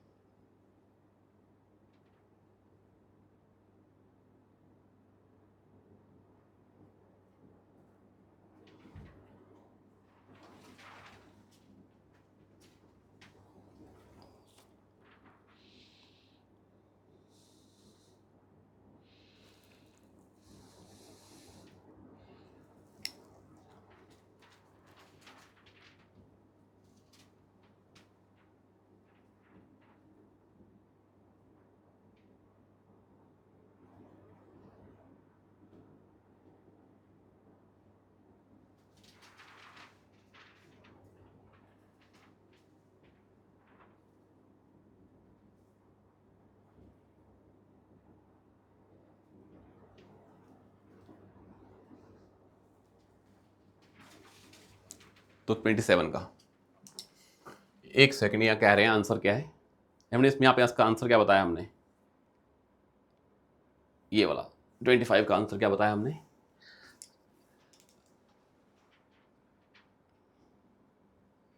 भाई यहां पे लिखा है हमने क्लाउड को थिन कर रहे हैं, थिक नहीं, क्या कर रहे हैं? थिन कर रहे हैं। तो भाई जब तुम क्लाउड को थिन कर रहे हो, मुझे एक चीज सिंपल से बताओ, जब तुम क्लाउड को थिन कर रहे हो तो रेन यहां ज्यादा होगी या यहां ज्यादा होगी? कहां ज्यादा होती है? क्लाउड को थिन करने में, थिक करने में? ऑफ कोर्स थिक करने में। तो यहां थिन लिखा है, हमने इसको थिक समझा, तो ये तो नहीं होगा। वर्ड क्या, यहां पे थिन कर रहे हो, तो यहां पे क्या होगा? Global warming. अगर थिक करते तो होता। तो जो ये दोनों टेक्निक्स हैं, और यहां पे जो इंजेक्शन ऑफ सल्फेट एरोसोल है, अब ये सल्फेट एरोसोल है और क्लाउड थिनिंग है, इससे क्या होता है? जो क्लाउड थिन कर दोगे तो रेडिएशन बाहर ज्यादा जाएगी। अगर बाहर ज्यादा जाएगी तो ग्लोबल वार्मिंग नहीं होगी। तो जितनी रेडिएशन बाहर से आ रही है, क्लाउड को थिन करने से क्लाउड उसको ट्रैप नहीं करेंगे, बाहर चली जाएगी, तो ग्लोबल वार्मिंग क्या हो जाएगी, कम हो जाएगी। और जब तुम एरोसोल डाल रहे हो कहां पे, स्ट्रेटोस्फीयर में एरोसोल डाल रहे हो, तो वहां पे एरोसोल डाले हैं वो वैसे ही रेडिएशन को बाहर भेज देंगे, क्योंकि सल्फेट वाले क्या होते हैं, व्हाइट होते हैं। तो जब हमने पढ़ा तो हमने क्या पढ़ा, थिनिंग नहीं, क्या है यहाँ पे थिनिंग लिखा है, थिकिंग नहीं। हमने थिकिंग के बेसिस पे आंसर को मारने की कोशिश की, तो अभी हमने कहां पहुंचे, ए पे। यहाँ पे वर्ड थिनिंग लिखा है तो आंसर क्या आएगा इसका, डी। तो इसका आंसर क्या है, डी है। तो सही है आप जो कह रहे हैं, इसका आंसर क्या है, D is the answer, because यहां पे वर्ड क्या लिखा है, थिनिंग नॉट थिकिंग। तो जो हमने पहले बताया उसको उल्टा कर लें, थिनिंग है तो यहां पे क्या होगा, जितनी रेडिएशन आ रही होगी वो ट्रैप नहीं होगी, बाहर चली जाएगी। अगर थिक क्लाउड होते तो जितनी आती वो बाहर जाती कम, वो ट्रैप ज्यादा हो जाती, तो हीट ज्यादा ट्रैप होकर ग्लोबल वार्मिंग करती। और जो सल्फेट हैं एरोसोल, वो अपने आप में क्या होते हैं, वाइट ही होते हैं, वो तो आने वाली रेडिएशन को पहले क्या भेज देंगे, वाइट चीजें रेडिएशन को रिफ्लेक्ट करती हैं। तो एक तो ऊपर से रेडिएशन पहले ऊपर जा रही है, अंदर आ ही नहीं रही है, और जो अंदर आ रही है वो ज्यादा बाहर जा रही है। तो दो चीजें हो गई हैं। तो इसको समझने की कोशिश करें कि एक तो जब तुम्हारे सल्फेट एरोसोल है वो वाइट ही होते हैं। तो हमने यहाँ पे एरोसोल देखा था, यहां नहीं पढ़ा था क्या, सल्फेट। सल्फेट क्या होते हैं, व्हाइट एरोसोल्स होते हैं। तो व्हाइट एरोसोल हैं सल्फेट वाले, तो वो एक तो पहले ही रेडिएशन को नीचे नहीं आने देंगे, यहीं से ऊपर ले जाएंगे स्ट्रेटोस्फीयर से, अर्थ पे आया ही नहीं नीचे। और जो नीचे आएंगे वो बाहर चले जाएंगे बिकॉज ऑफ थिन क्लाउड्स, और वो थिक नहीं है तो रेडिएशन ट्रैप नहीं हो पाएगी। तो एक तो रेडिएशन आई कम ऊपर से एरोसोल के कारण, और जो आई वो बाहर चलेगी because of thinning of clouds. तो answer is D is the answer, not artificial rain. Artificial rain में थिक किया जाता है, थिक किया जाता है, ना कि थिन किया जाता है। तो यहां पे थिनिंग से आंसर आ जाएगा। तो सॉरी अगर हमने इसका आंसर ए बताया पहले, तो आंसर इज डी। ठीक है, इसका आंसर डी है। नेक्स्ट देखते हैं हम क्वेश्चन नंबर जो हम पढ़ रहे थे, 27 नंबर क्वेश्चन। अब ये बड़ा फैक्चुअल क्वेश्चन है नेशनल पार्क्स वाला। Which one of the following are in the Agasthyamala biosphere reserve, Agasthyamala biosphere reserve. अब ये फैक्चुअल है। अगर आपने साउथ इंडिया के बायोस्फीयर रिजर्व नहीं पढ़े हैं तो कृपया करके उनको पढ़ें। नीलगिरी पे पहले क्वेश्चन आया हुआ है, सत्यमंगलम पे आया हुआ है, अब अगस्त्यमलय पे आ गया है। इस बायोस्फीयर में सब मिलता है, ये वाला A is answer. Neyyar, Peppara, Shendurney, wildlife sanctuary, Kalakad, Mundanthurai tiger reserve. थोड़ा बहुत आइडिया होना चाहिए कि अगस्त्यमलय कौन सी स्टेट में है, ये कौन सी स्टेट में है, उसके बेसिस पे निकाल देते अगर आपको पता होता तो। थोड़ा बहुत आइडिया होना चाहिए। ये अगर आपने पढ़े हुए हैं उसके बेसिस पे डिकोड कर लेंगे, पर एटलीस्ट थोड़ी बहुत नॉलेज होनी चाहिए इनके बारे में, तब वहां पहुंच पाएंगे कि कहां कहां पे। पापीकोंडा आंध्र प्रदेश में है, ये कहीं और है। हमने पढ़ा ना पापीकोंडा PYQ में आया हुआ है, पापीकोंडा इज इन आंध्र प्रदेश। अगस्त्यमलय कहां पे है, उसके बेसिस पे एलिमिनेट कर देंगे। नागार्जुन सागर ये कहां पे है, आंध्र प्रदेश में है, सबसे बड़ा टाइगर रिजर्व है, उसके बेस पे एलिमिनेट कर देंगे। तो उसके बेसिस पे आप कर पाते, पर एटलीस्ट आपको थोड़ी बहुत नॉलेज तो होनी चाहिए। तो हमने दोनों पढ़े हुए हैं, पहले पेपर में आया हुआ है पापीकोंडा, पहले पेपर में आया हुआ है नागार्जुन सिरसालम, कल पढ़ा था हमने लास्ट में, इसके लास्ट में आया था, 100 नंबर क्वेश्चन था 2020 का पेपर का। तो उसके बेसिस पे आप निकाल पाते कि भाई हां, कि हमने ये पढ़े हुए हैं तो ये हम कर लेंगे। तो this Agasthyamala is in Kerala and Tamil Nadu, और ये बातें कर रहे हैं आंध्र प्रदेश की, तो ये तो ऑप्शन वैसे ही नहीं है। बचे कौन से, ए और बी। अब ए और बी आसपास हैं, सत्यामंगलम, मुदुमलय, वायनाड, ये केरला में है, ये केरला में है, सत्यामंगलम आंध्र तमिलनाडु में है, मुदुमलई है। तो उसके बेसिस पे आप कैसे करेंगे, तो आपको पता होना चाहिए था कि ए और बी में तो आप पहुंच जाते, पर इसके बारे में थोड़ा और नॉलेज होती तो आंसर क्या है इसका, ए पे पहुंच पाते। पर सी और डी तो मार्क नहीं करने थे, PYQ के बेसिस पे हमने देख लिया, क्योंकि उनकी स्टेट ही मैच नहीं कर रही है। ये केरला और तमिलनाडु में है और ये आंध्र प्रदेश की बातें कर रहे हैं, तो ये तो बिल्कुल नहीं मार्क करने थे। हाँ, यहां पे पहुंच के थोड़ा डाइसी हो जाता, वो कर लेते आप, एटलीस्ट 50-50 में तो पहुंच ही जाते आप। तो ये चीज आपको ध्यान में रखनी है कि एटलीस्ट 50-50 पे तो आप पहुंच ही जाते। अब हम अगला देखते हैं क्वेश्चन नंबर 28। अब इसको तो हमें देखना ही नहीं है, क्या लिखा है, some species of turtle, some species of fish are herbivores, some लिखा है ना, तो जो भी हो जाए मैं तो मार के आऊंगा डी, जो मर्जी करे, ऑन द बेसिस ऑफ अपना पैटर्न एंड प्रोबेबिलिटी। क्योंकि ये पता करना कि कोई भी स्पीशी ऐसा नहीं है, बड़ा मुश्किल काम है, एग्जामिनर इन चीजों को ढूंढ ही नहीं सकता है। तो आंसर इसका है भी क्या, डी इज द आंसर। हमें मार्क के भी यही आना था, डी इज आंसर, फिर चाहे जो मर्जी करे यूपीएससी। 29 ब्लू फिन्ड मशीर, ये आपको पहले आ चुका है, मशीर जो है ब्लू फिन ये कहाँ मिलती है? साउथ में, कावेरी में। PYQ पूछा था उन्होंने, ये बता मशीर है क्या? फिश, यही पूछा था उन्होंने। भाई rusty spotted cat is in Eastern Ghat. Eastern Ghat कितने बड़े हैं भाई?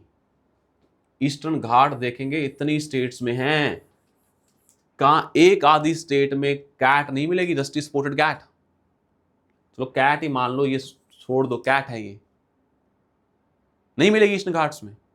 अगर वेस्टर्न घाट में मिलती होगी तो वेस्टर्न घाट और ईस्टर्न घाट मिलते हैं कहीं पे आके, थोड़ी बहुत ईस्टर्न घाट में मिलती होगी। ईस्टर्न घाट अगर छोटा था हो तो मानने, इतना बड़ा एरिया है तो वहां पे ये स्पीशी ना मिलती हो कैट, कैट मिलती वहां कहां पे? जनरली यहाँ पे फॉरेस्ट होते हैं, ग्रासलैंड होते हैं, दोनों इकोसिस्टम यहाँ पे मिलते हैं। तो इसके चांसेस क्या हैं रस्टी स्पॉट कैट के ईस्टर्न घाट में होने के? कम या ज्यादा? ऑफ कोर्स मोर देन 70-80% यहाँ पे मिलती होगी, बहुत ही कम चांस है यहाँ पे ना मिलती हो। तो मैं तो उसको सही मार के आऊंगा। और इरावदी डॉल्फिन कहां मिलती है? चंबल में तो नहीं मिलती। कहां मिलती है? इरावदी की साइड पे मिलती है। चंबल में तो अलग मिलती हैं। इरावदी नाम ही आ रहा है कि इरावदी रिवर जहां पे है वहां मिलती है, ये चंबल में क्यों मिलेगी? इरावदी है तो इरावदी डॉल्फिन बेसिकली जहां मिल रही होगी वो इरावदी के आसपास होगी। तो मैं आंसर मार के आऊंगा इसका, 2 तो नहीं मारूंगा, C 1 and 3। ये आपको पता होना चाहिए आंसर क्या है इसका, 1 and 3। आई होप ये आपको क्लियर है।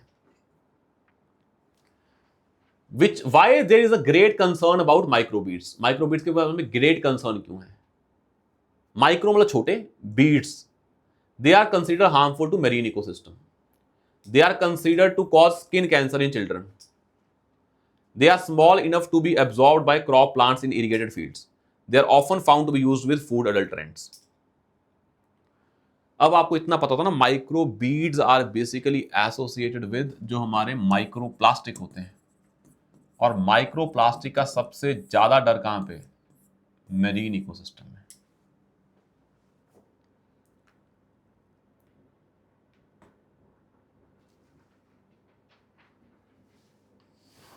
तो माइक्रो बीड्स मतलब माइक्रो प्लास्टिक को ओशन से लिंक किया जाता है कि प्लास्टिक एक बार आपने गिराया ओशन में, उसने खाया फिश ने कहा, फिश को खाया किसी और ने, ऐसे पूरा इकोसिस्टम डिस्ट्रॉय हो जाता है। तो माइक्रो प्लास्टिक को आप पढ़ते हो not as a skin cancer to children, not as absorbed by crop plants, not because of food adulterants, because of ocean ecosystem destroy हो रहा है। ये आप माइक्रो प्लास्टिक के बारे में पढ़ते होते हैं कि माइक्रो प्लास्टिक के कारण ओशन सिस्टम डिस्ट्रॉय हो रहे हैं, ये आप पढ़ते होते हो।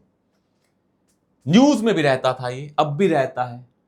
बाकी स्टेटमेंट वैसी बनाई गई है देखो कि स्किन कैंसर होता है, प्लांट एब्जॉर्ब कर लेते हैं, फूड एडल्ट्रेंट है। मेन कंसर्न क्या है इसका? सबसे बड़ा कंसर्न क्या है माइक्रोप्लास्टिक का? प्लास्टिक पोल्यूशन इन ओशन सबसे बड़ा कंसर्न है, अगर ये पता हो आपको। प्लास्टिक पोल्यूशन से इंसान को इंपैक्ट पड़ता है, पर प्लास्टिक पोल्यूशन का मेन इंपैक्ट कहां पड़ता है? ओशंस पे।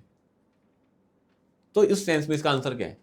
ए है। अगर आप थोड़ा बहुत भी न्यूज देखते हो, करंट अफेयर देखी हो, कोई मैगजीन देखी हो, तो वहां पे प्लास्टिक को हम ओशन से ज्यादा लिंक करते हैं रेदर देन ह्यूमन के इंपैक्ट्स को लेके। अगला है, recently there was a growing awareness in a country about the importance of Himalayan nettle. इसका यूज कहां पे होता है?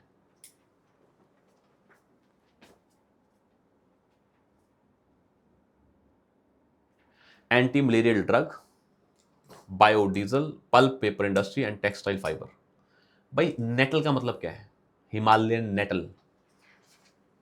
हमने सोचा something related to net, and net is something related to textile and fibre. तो इसका आंसर क्या है? D.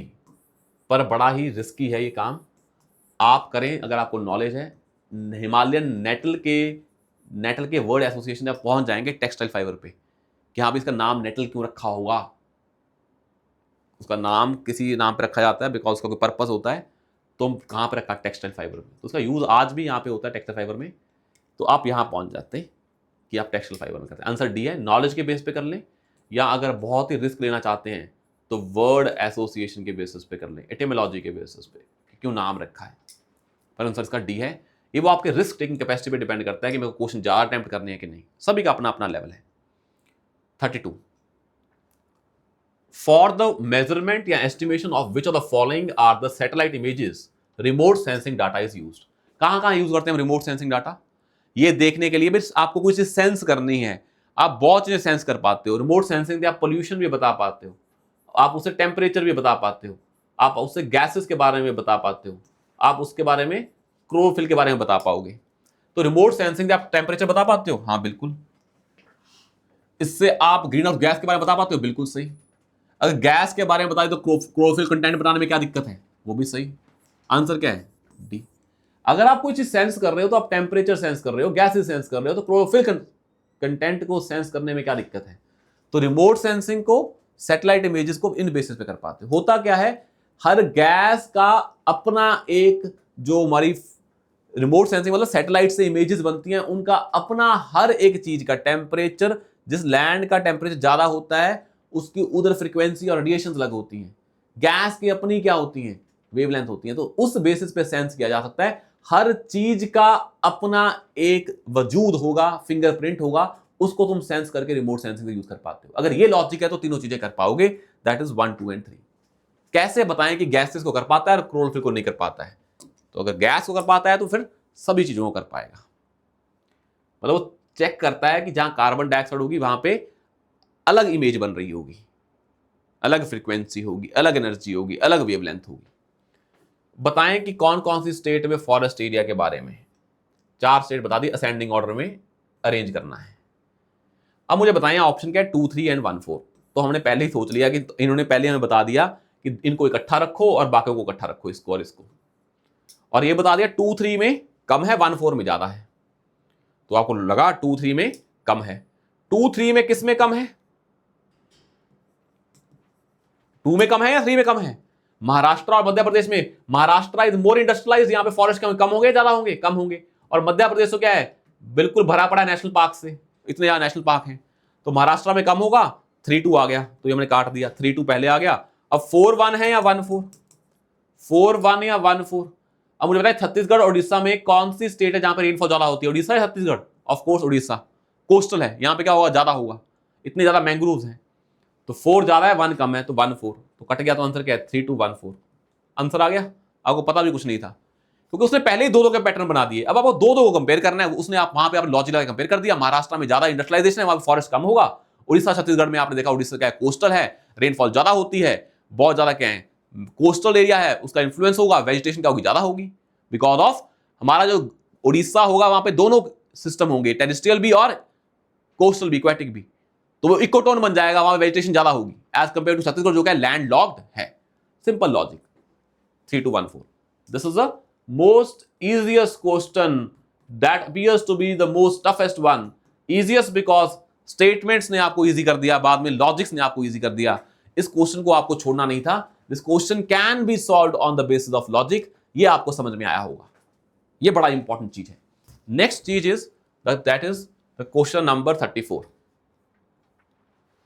Which one of the following statements are correct about the methyl hydrates? Methane hydrates। भाई कोई चीज है जिसमें मिथेन है उसे बोलते हैं methane hydrate. Global warming might trigger the release of methane gas from these deposits.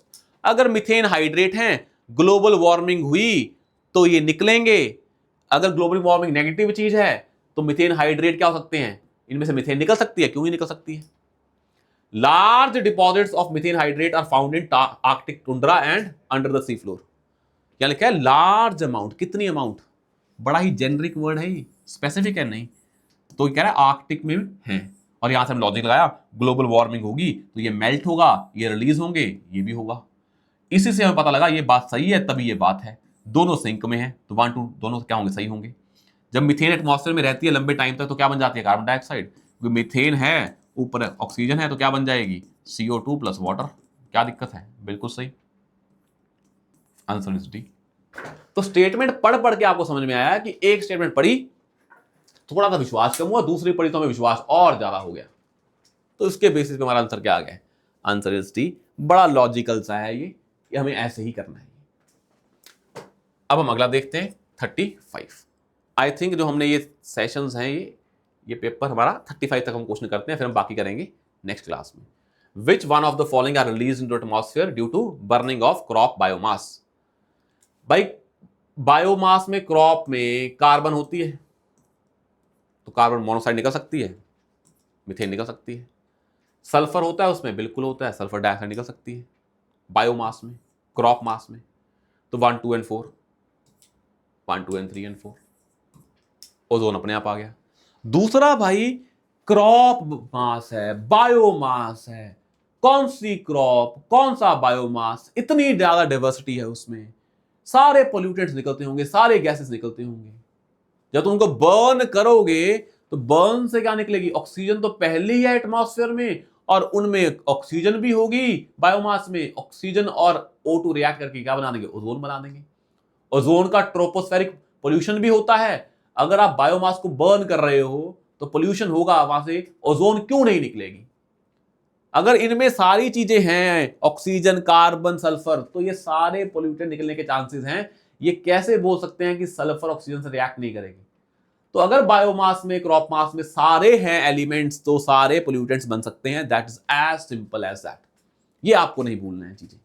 तो उतनी पॉसिबिलिटी सारों सभी में है यहां पे, ये आपको ध्यान में रखनी है। आया समझ में? बाकी हम करते हैं 36 क्वेश्चन से from the next class. But एक चीज याद करनी है, जो उन्हें पैटर्न डिकोड्स किए हैं, डिकोड कर रहे हैं हम, इसको ध्यान में रखोगे और उसके बेसिस पे क्वेश्चन सॉल्व करने की कोशिश करोगे। 2019 का पेपर है, हमने 35 किए हैं। बाकी जो हम पेपर पूरा हम नेक्स्ट क्लास में पूरा कर देंगे। एज आई टोल्ड यू, हम पेपर को 2-2 क्लासेस में कंप्लीट करने की कोशिश करेंगे, बिकॉज अब पैटर्न्स डिकोड हो रहे हैं। और हमने ये जो क्वेश्चन था, जो सारे किए 35, इसमें कोई भी डाउट हो तो you can mention the comment section below. आया समझ में? Thank you so much, will see you soon in the next session.